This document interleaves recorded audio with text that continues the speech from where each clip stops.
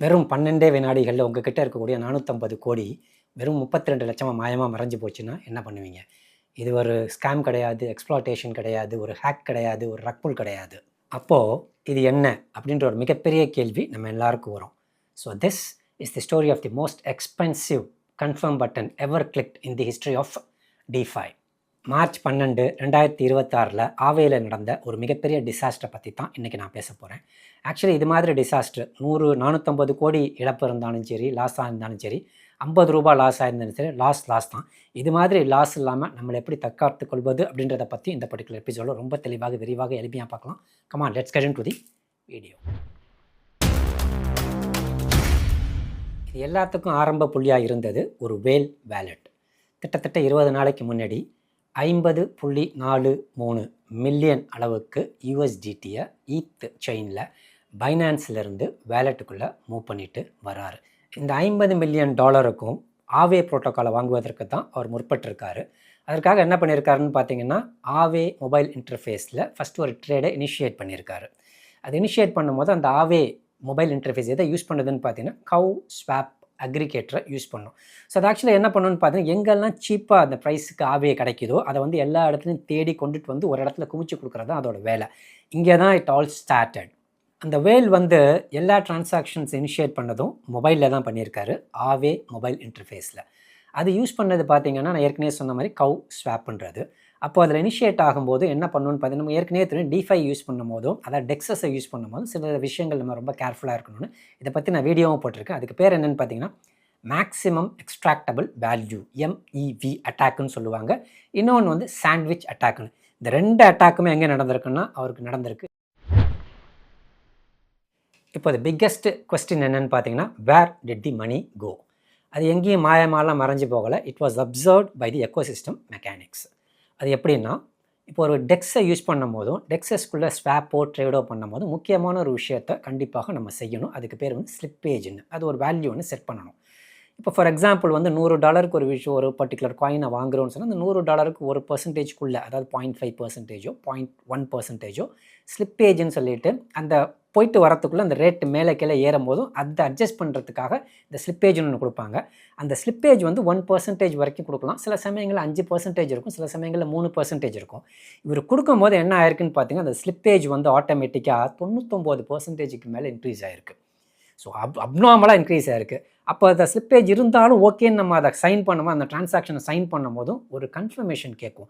Confirmation இந்த sense வந்து ஒரு வார்னிங்கை கொடுத்து, இதை பாருங்கள் இவ்வளோ ரேட்டுக்கு நீங்கள் போடுறீங்க, இது ஓகேயான்னு சொல்லி கேட்கும். ஆனாலும் அவர் என்ன பண்ணியிருக்காருன்னா, அது தெரியாமல் அவர் ஓகேன்னு அதை என்ன பண்ணியிருக்காரு, கன்ஃபார்ம் பண்ணியிருக்காரு. அப்படி கன்ஃபார்ம் பண்ணும்போது தான் என்ன ஆயிருக்குன்னா, நம்ம இந்த டெக்ஸஸ்லாம் பொறுத்தளவுக்கு மெம்போல்னு ஒன்று இருக்கும். ஆக்சுவலி வந்து லிக்விடிட்டி ப்ரொவைடர் இருக்குது.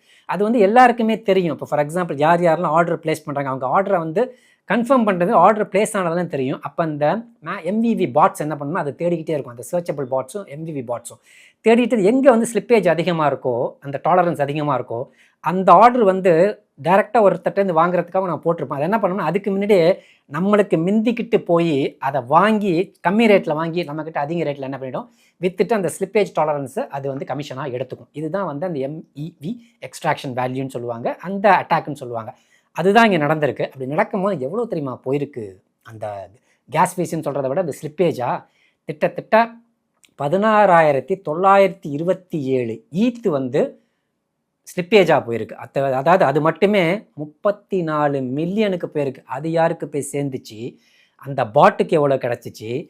ஆவே ப்ரோட்டோக்காலுக்கு எவ்வளோ கமிஷன் கிடச்சிச்சு? இது எல்லாத்தையும் பிரேக்கப் கொடுத்தோம்னா உங்களுக்கு தெளிவாக யார் எவ்வளோ சம்பாரிச்சாங்கன்னு தெரியும். ஸோ இந்த டிரான்சாக்ஷன் இவ்வளோ ஸ்லிப்பேஜ் வச்சு கன்ஃபார்ம் அவர் கொடுத்துட்டாரு. கன்ஃபார்ம் ஆகிடுது, டிரான்சாக்ஷன் கம்ப்ளீட் ஆகுது. அப்படி கம்ப்ளீட் ஆகும்போது யாருக்கு எவ்வளோ ப்ராஃபிட்ஸ் போச்சுன்னு பார்த்தீங்கன்னா, அந்த MEV பாட்டுக்கு கிட்டத்தட்ட 10 மில்லியன் ப்ராஃபிட்டாக போயிடுது. ரெண்டாவது பிளாக் பில்டர்னு ஒருத்தங்க இருப்பாங்க. அவங்க தான் அவங்களோட வேலை என்னன்னு பார்த்தீங்கன்னா, அந்த டிரான்சாக்ஷன் முடிஞ்சவொடனே கம்ப்ளீட் ஆனவொடனே அந்த டிரான்சாக்ஷனை கொண்டு போய் பிளாக்கில் சேர்க்குறது தான் அவங்க வேலை. அவங்களுக்கு மட்டுமே இந்த MEV பாட் வந்து லஞ்சமாக 16,927 ஈத்து, கிட்டத்தட்ட 34 மில்லியன் லஞ்சமாக கொடுத்துருக்கு. அப்புறம் என்ன பண்ணியிருக்கு, அது நார்மல் டிரான்சாக்ஷன் மாதிரி அந்த பிளாக் பில்டர் என்ன பண்ணிருச்சுன்னா பிளாக்கில் கொண்டு போய் சேர்த்துருச்சு. அடுத்தது லிக்விடிட்டி ப்ரொவைடருக்கு கிட்டத்தட்ட 6 மில்லியன் அளவுக்கு ப்ராஃபிட் கிடச்சிருக்கு. ஸோ இது எல்லாமே பொறுத்து பார்த்தீங்கன்னா அவருக்கு என்ன கிடச்சிச்சின்னா வெறும் 324 ஆவே டோக்கன். ஒரு டோக்கன் எவ்வளோ விலை கொடுத்து வாங்கியிருக்காருன்னா $36,000 கொடுத்து வாங்கியிருக்காரு. ஆக்சுவலாக அதோட விலை என்னன்னு பார்த்தீங்கன்னா $114 வாங்க வேண்டிய ஒரு பர்டிகுலர் டோக்கனை இது மாதிரி இந்த எம்விவி அட்டாக்கு, ஸோ சின்ன கேர்லெஸ்னஸ், அந்த கன்ஃபார்ம்ன்ற பட்டனை செக் பண்ணாமல் டக்குன்னு அமைக்கிட்டனால ஒரே ஒரு கிளிக், ஒரு செகண்டில் அந்த கன்ஃபார்ம் பட்டனை கிளிக் பண்ணனால $114 வாங்க வேண்டிய ஒரு பர்டிகுலர் டோக்கனை $36,000 கொடுத்து வாங்கி இவ்வளோ பெரிய இழப்பை சந்திச்சிருக்காரு அந்த பர்டிகுலர் வேல். ஸோ $50 மில்லியன் இழப்பு அந்த பர்டிகுலர் வேலுக்கு. இதில் ஏதாவது ஒரு காம்பன்சேஷன் கிடைக்குமானா எதுவுமே கிடைக்கிறதுக்கு வாய்ப்பு கிடையாது. ஏன்னா எல்லாமே சிஸ்டம் பண்ணது. ஒன்று அந்த ஆவே மொபைல் இன்டர்ஃபேஸ் யூஸ் பண்ணனால அந்த ஆவேயோட கோஃபவுண்டர் என்ன பண்ணியிருக்காருன்னா எங்களுக்கு கிடைச்ச லாபத்தை வந்து நாங்கள் ரீஃபண்ட் பண்ணிடுறோன்னு $6 லட்சம் மட்டும் ரீஃபண்ட் பண்ண இனிஷியேட் பண்ணி அவரை தொடர்பு கொண்டிருக்கார். இதை தவிர அவருக்கு லாஸ் ஆனது $450 கோடி வந்து இன்னைக்கு வெறும் ஒரே ஒரு நொடி, ஒரே ஒரு செகண்ட் அந்த பட்டனை கிளிக் பண்ணுறதுக்கு கூட யோசிச்சிருந்தாருன்னா $450 கோடி அவருக்கு இழப்பு ஏற்படாமல் இருந்திருக்கும்.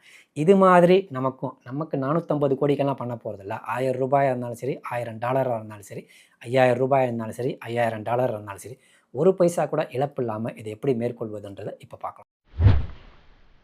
ஃபஸ்ட்டு ரெமெடியே இதுக்கு என்னென்னு பார்த்தீங்கன்னா, பெரிய வால்யூமில் நீங்கள் இது மாதிரி ட்ரான்சாக்ஷன்ஸ் ஸ்வாப்ஸ் எல்லாம் பண்ணும்போதும் யூஸ் கஸ்டமைஸ்டு ஆர்பிசி, அதாவது remote procedure calls, customised remote procedure calls in your wallets.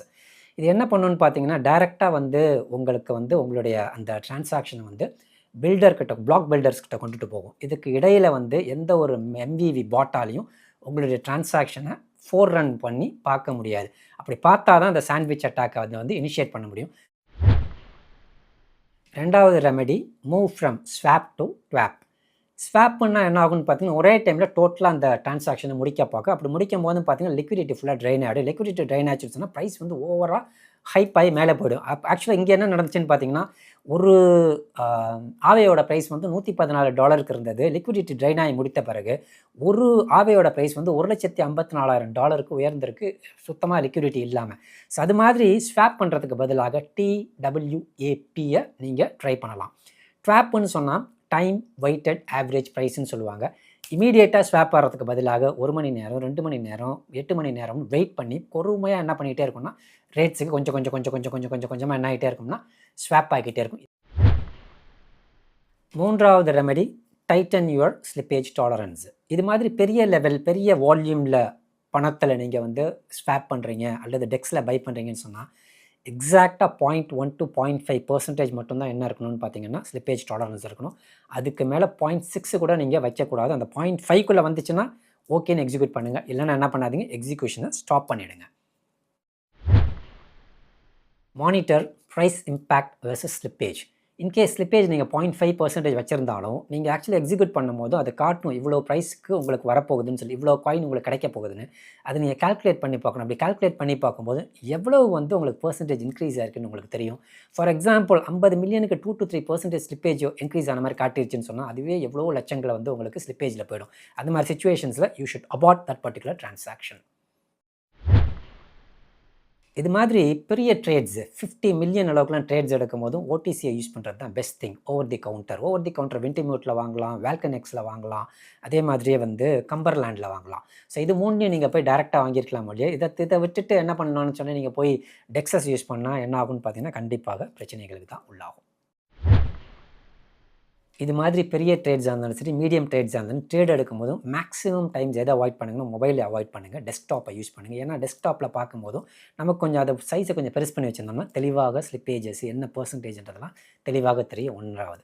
ரெண்டாவது வந்து லிக்விடிட்டி இருக்கான்றதை தெளிவாக செக் பண்ணுங்கள். டெக் ஸ்க்ரீனில் போய்ட்டு அந்த பர்டிகுலர் மெம் பூல், அந்த பர்டிகுலர் லிக்விடிட்டி பூலில் வந்து எவ்வளோ லிக்விடிட்டி இருக்குன்றதை முதல்ல செக் பண்ணுங்கள். லிக்விடிட்டி கம்மியாக இருந்து டிவிஎல் கம்மியாக இருந்துச்சுன்னு சொன்னால் கண்டிப்பாக ப்ரைஸ் ரொம்ப அதிகமாக பம்ப் ஆகி ஜம்ப் ஆகிடும். அப்போ நமக்கு வாங்கும்போது பெரிய ப்ரைஸில் நமக்கு தள்ளி விட்ருவாங்க.